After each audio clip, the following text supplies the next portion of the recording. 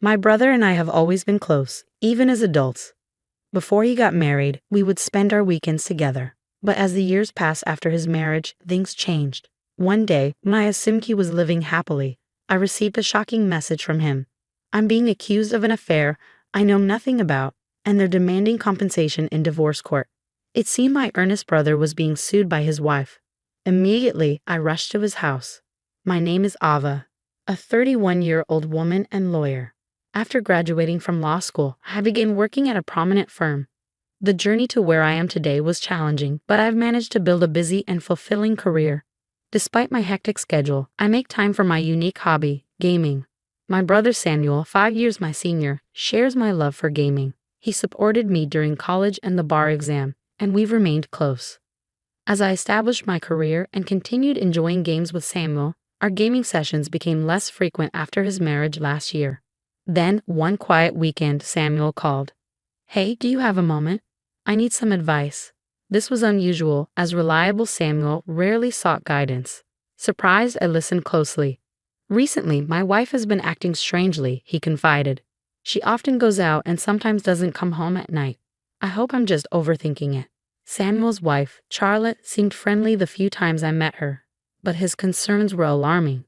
While staying out late or going out isn't inherently wrong, it can be concerning if it's frequent and suggests potential relationship issues. Samuel turned to me, a lawyer, for potential solutions. However, without solid evidence, there wasn't much I could do from a legal standpoint. Involving a lawyer at this stage might escalate the situation without proof against his wife. "I understand your worry," I told him. "But without more information, it's hard to say. She could just be out having fun. If you're seriously concerned, our firm works with a detective agency. I can introduce you to them." Though there wasn't much I could do directly, I offered to connect him with a detective if he felt the need. "A detective, huh?" Samuel considered. "That could work. I'm swamped with work, so I can't investigate it myself." "I'll think it over," Samuel responded, sounding uncertain. Despite his hesitation, I sent the detective agency's information to his computer. "Let me know if you decide to hire them. I'll make the necessary arrangements," I assured him. "Thanks," Samuel replied with a sigh before ending the call. His demeanor seemed noticeably more somber, indicating the situation was more serious than I initially thought. Days turned into weeks, and Samuel neither contacted the detective nor reached out to me. I wondered whether he was too busy or if things had settled down with Charlotte. Eventually, I decided to check in with him. "Samuel, how are things? Any updates on the situation with Charlotte? It doesn't seem like you've reached out to the detective."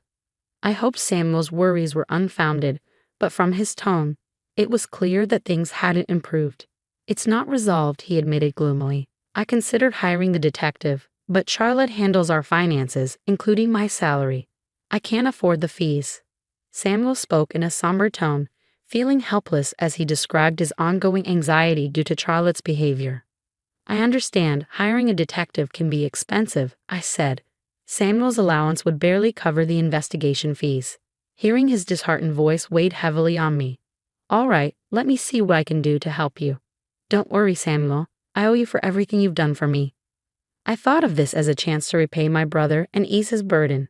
I asked Samuel to hang tight and ended the call. A few weeks later, I stumbled upon some disturbing information about Charlotte. Before I could share it with Samuel, he called me, sounding more frantic than ever. "Is everything okay?" I asked, bracing myself for what Samuel would reveal next. "Charlotte is threatening to sue me for alimony based on false allegations of infidelity. She has a lawyer demanding compensation for the divorce, and they're threatening legal action if I don't pay." It sounded like Samuel had been caught off guard by Charlotte and her lawyer's unexpected demands. He explained that he had called me secretly during a break from their intense discussion. Hearing this, I was at a loss for words. I knew Samuel wasn't the type of person to cheat. He wouldn't even know how to begin. That's why he insisted the accusations were fabricated. Charlotte was attempting to claim compensation in their divorce based on a false story of Samuel's infidelity. Samuel is a genuinely kind-hearted person, always treating everyone with respect. In my line of work, I often encounter victims of scams and frauds, so I worried about Samuel being too trusting. However, I never thought the deception would come from his own spouse. "So what's the situation?" I pressed Samuel. "What is the other side saying?"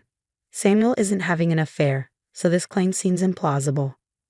Given that Samuel could be interrupted at any moment, I needed to gather as much information as I could in the short time we had. Samuel then explained that someone had taken a photo of him during a business meeting with a female colleague, and now they were using it as evidence of an affair. Both of them were professionally dressed, and the setting was businesslike. It was clear the image was being manipulated to suggest infidelity. There were several aspects of the situation that seemed suspicious, especially the strategy of the opposing lawyer. A lawyer is expected to act professionally and prioritize their client's interests. If there was genuine infidelity, the lawyer would work to minimize the compensation amount in the divorce. If the client was the victim, their job would be to maximize the compensation. Demanding compensation based on such weak evidence struck me as questionable. If the lawyer had any legal training, their approach in making such unreasonable demands was troubling. Accepting such baseless requests as a family would set a dangerous precedent for future wild claims. I couldn't sit idly by. Samuel, I'm on my way over now. Don't respond to anything they say until I get there. Just stay put and wait for me. I decided to intervene as Samuel's lawyer and confront Charlotte and her lawyer directly. Switching from my casual clothes to professional attire, I quickly put on my suit and prepared myself for work mode. I called a taxi and hurried to Samuel's house as fast as possible. Upon arrival, I took a moment to collect myself before ringing the doorbell. Samuel answered, welcoming me inside. In the living room, I found Charlotte seated next to an unfamiliar man, presumably her attorney. Both of them looked surprised to see me. Sister-in-law, it's been a while. I greeted Charlotte politely before introducing myself to the man beside her. Nice to meet you. I'm Ava, an attorney, and I'm here to represent Samuel. Both Charlotte and her attorney reacted with shock. Ava, a lawyer? You're joking, right? Charlotte mumbled, exchanging a quick glance with her attorney. Her astonishment was understandable since she had no idea I practiced law. In the past, people had sought free consultations from me, which sometimes caused trouble. To avoid such situations, I kept my profession private, sharing it only with close friends and family, including Samuel. He respected my decision and never mentioned my job to Charlotte, which likely explained her surprise at my sudden involvement. Since Charlotte controlled Samuel's finances, he likely wouldn't have been able to hire a lawyer under normal circumstances. Perhaps she thought Samuel would be defenseless and seized this opportunity to assert her claims. As Charlotte and her attorney sat quietly, I considered my next move. Then Charlotte's lawyer spoke up, interrupting my thoughts. I don't care whether you're a lawyer or not, the opposing lawyer said. Your brother cheated and should obviously pay compensation. Charlotte, seated beside him, nodded in agreement. Their confidence in winning compensation in a divorce case based on such weak evidence puzzled me. What evidence do you have of this alleged affair? I questioned the lawyer, though I couldn't believe any claims of Samuel's infidelity. Despite my arrival, they continued insisting on the accusations. I wanted to know if they had any further proof beyond the photos Samuel had mentioned. He was having dinner with another woman. That's solid proof, the lawyer asserted. We could let this slide for $50,000. You wouldn't want this getting out to family or his workplace, would you? His words came across as a clear threat. I was almost tempted to laugh at the absurdity of demanding $50,000 based on such flimsy grounds. Did he realize how outrageous he sounded? His bold claims confirmed my suspicions that this lawyer might not be as legitimate as he appeared. Despite his status as a supposed attorney, his approach resembled that of a scam artist. I initially thought he might be a corrupt lawyer, but even with me, a practicing attorney, present, he continued making unprofessional statements. Demanding $50,000 compensation based on a simple public meeting was ludicrous. Being in a suit in a public place during daylight doesn't prove infidelity. To substantiate claims of adultery, direct evidence of actual misconduct is required. Any competent attorney would know this fundamental aspect of the law. If you didn't understand this basic legal principle, something was definitely off. I understand your concerns, I said, considering the next step. We could just settle on the payment, but first, could you provide me with your attorney license number, your full name, and the name of your firm? I pressed the opposing lawyer for his credentials. Unsurprisingly, he began to stumble. I can't recall my license number right now. I must have misplaced it. Contact my wife for an appointment, he stammered, clearly trying to avoid the situation. Forgetting one's own attorney license number is inconceivable for a legitimate lawyer. It was obvious he was attempting to deflect and find a way out. You can't provide it because you're not a real lawyer, are you? I pointed out. I expected him to confess, but he remained defiant. That's ridiculous. I could sue you for defamation, he retorted. I couldn't help but chuckle. Go ahead if you must. If you're genuine, you would have no reason to hide your identity. Plus, a reputable attorney wouldn't threaten to sue over such a minor issue, I replied with a smirk, leaving him speechless. The tables had turned and both Charlotte and the imposter attorney appeared defeated. The ball is in my court now, Mr. Fake Attorney, I said. Aren't you actually Logan, my sister-in-law's former classmate? You work in sales, don't you? At this, both of them looked up, clearly shocked. Samuel, who had been quietly observing the exchange, watched the scene unfold. The exchange left those around me in shock. You're not an attorney, I began. You're actually my sister-in-law's affair partner. Samuel wasn't the one having the affair. It was you two, wasn't it? I looked at Charlotte, who appeared taken aback by my revelation. The sudden appearance of an informed attorney must have been unsettling.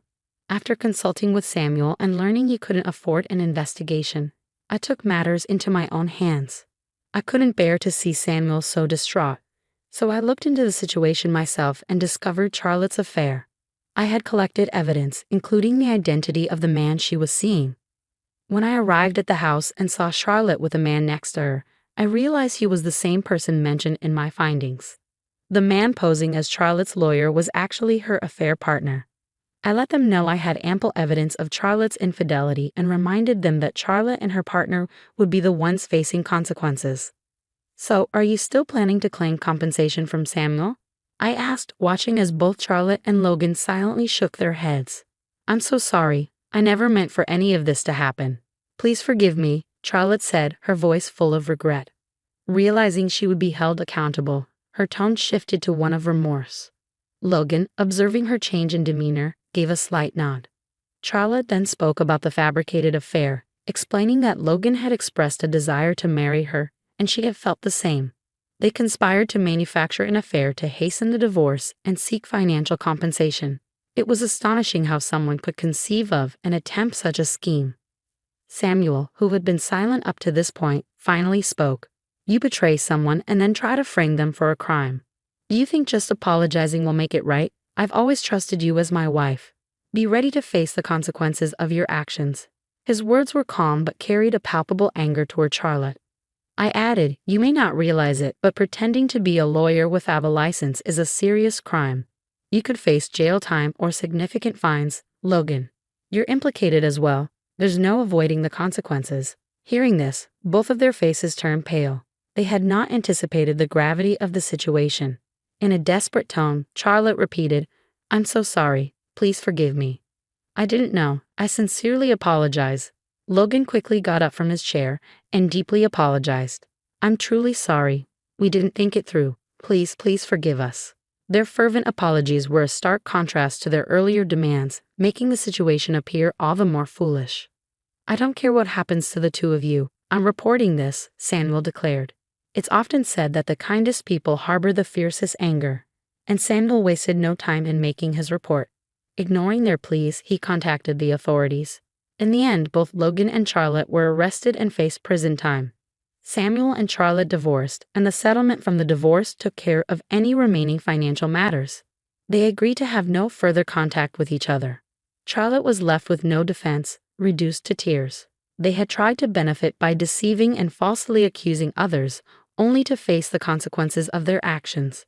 Regret now was too little, too late, but one could only hope they would learn from their mistakes. After the divorce, Samuel seemed to regain his old spirit. Since getting married, Samuel had put aside online gaming, but now he began enjoying it again together. After the divorce, Samuel moved out of the room he shared with Charlotte and started fresh in a new place. This allowed him to shift his feelings and embark on a new chapter. For a time, he appeared to have lost trust in others and kept his distance. But recently, I've noticed him slowly reconnecting with friends for meals and social activities. Once Samuel is feeling more settled, I plan to introduce him to some of my trustworthy friends. More than anything, after all he's been through, I want Samuel to find happiness.